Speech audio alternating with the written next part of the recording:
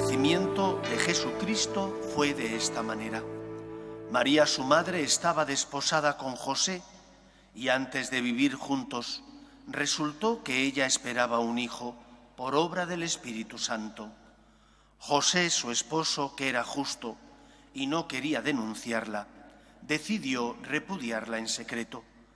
Pero apenas había tomado esta resolución, se le apareció en sueños un ángel del Señor que le dijo: José, hijo de David, no tengas reparo en llevarte a María tu mujer, porque la criatura que hay en ella viene del Espíritu Santo.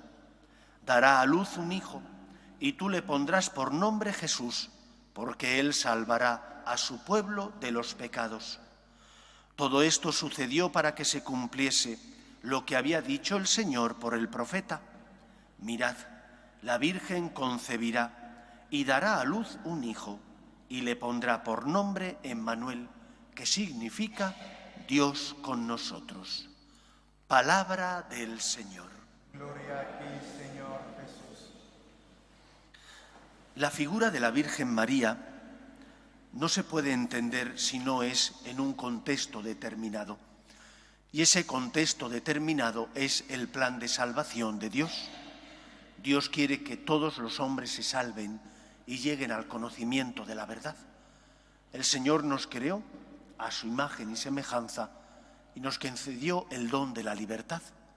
Y cuando nuestros primeros padres, fruto de la soberbia y la arrogancia, instigados por Satanás, se rebelan contra Dios, queriendo ser como Dios, pierden los bienes naturales que tenían, que Dios les concedió cuando les creó. Esa visión beatífica de Dios, ese ver a Dios cara a cara y gozar de la amistad con Él, ese poder vivir en paz y en equilibrio. Todo eso se rompe por el pecado de desobediencia de Adán y de Eva. Pero Dios no nos trata como merecemos por nuestros pecados. Y a pesar de haber perdido esos dones preternaturales, el Génesis lo expresa con la expulsión del paraíso, es el hombre el que le da la espalda a Dios y por eso pierde esos dones que eran regalo de Dios. A pesar de eso, el Señor, que nos ama y que nos quiere, se inventa este plan de salvación. Culmen del mismo será el nacimiento de Cristo. Y María es pieza fundamental en ese plan de salvación de Dios. Por lo tanto, lo primero que tenemos que entender es que el amor de Dios no es el amor finito de los seres humanos. El amor de Dios, que es rico en misericordia, es un amor que nos desborda. Es un amor que no puede ser comprendido por el ser humano, porque nosotros tenemos unos baremos y unas maneras de comprender y de entender la vida que no son la forma de Dios. Dios, que es el Todopoderoso, Dios que es grande, nos ama como Todopoderoso y por lo tanto su amor no es el amor finito y limitado de cada uno de nosotros. Dios quiere que todos los hombres se salven y lleguen al conocimiento de su amor. Es el padre de la parábola del hijo pródigo, que es paciente, que una y otra vez acude a ver si su hijo vuelve y que cuando vuelve no le paga como merecen sus pecados y malas obras, sino que da una fiesta porque lo ha recuperado con vida. Dios es paciente, Dios es misericordioso, Dios no nos paga como merecemos por nuestros pecados. Pero este plan de salvación de Dios no habría culminado como lo conocemos sin el sí de la Virgen María. Y por lo tanto tenemos que aprender a sentirnos también cada uno de nosotros llamados a colaborar con Dios, a ofrecernos para ser instrumento de Dios en medio del mundo. Y eres instrumento de Dios cuando, porque tienes fe, intentas vivir de manera distinta a como viven los que no tienen fe. Cuando perdonas, cuando tienes paz en los momentos difíciles y ofreces tus cruces para colaborar con la obra de la salvación.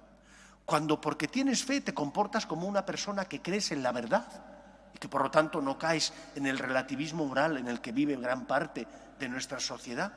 Distinguiendo el bien del mal, luchas por no ser una veleta. Una cosa es caer y otra cosa es vivir en la corrupción del pecado. El débil cae, pero se levanta, pone su vida en manos del Señor, confía en la gracia y vuelve a empezar.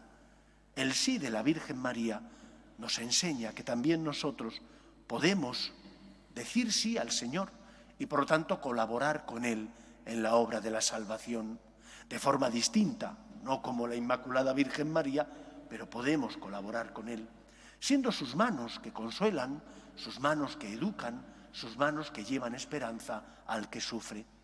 Y en tercer lugar, la fiesta del nacimiento de la Virgen María nos ayuda a confiar en los tiempos de Dios. El Señor tiene unos tiempos establecidos y los tiempos de Dios no son los tiempos de los hombres. ¿Cuántas veces caemos, tropezamos y nos desesperamos? Porque estamos acostumbrados a adquirir lo que queremos de hoy para mañana, porque con un golpe de ratón compras en esta plataforma o en la otra lo que deseas y se te sirve enseguida. La salvación, que es un don de Dios, requiere, por una parte, confianza en Dios y, por lo tanto, confianza en sus tiempos. Por otra parte, perseverancia. No puedes cambiar de la noche a la mañana. Es necesario que poco a poco vayas acogiendo la gracia de Dios y siguiendo sus pasos, creciendo en el amor. Y en tercer lugar, junto con la perseverancia, es imprescindible también llevar la cruz. Y esa cruz en muchos momentos significa poner tu esperanza en Dios y no en ti. Esa cruz en muchos momentos significa aceptar las caídas como parte de la vida, sabiendo que hay alguien que te sostiene y te levanta, que es Dios nuestro Señor. Pues en la fiesta de la Natividad de la Virgen María no solo damos gracias a Dios porque no ha querido que nadie se pierda, sino al contrario, damos gracias a Dios también porque nos llama a colaborar con Él en la obra de la salvación y no a vivir de forma inerte, sino a vivir de forma activa en la Iglesia, sirviéndonos y ofreciéndonos al Señor para colaborar con Él, como la Virgen María, en su plan del amor. Dios necesita testigos de esperanza y somos testigos de esperanza cuando creemos en la gracia y en el poder del Señor. Que sea así en nuestra vida. Nos ponemos en pie.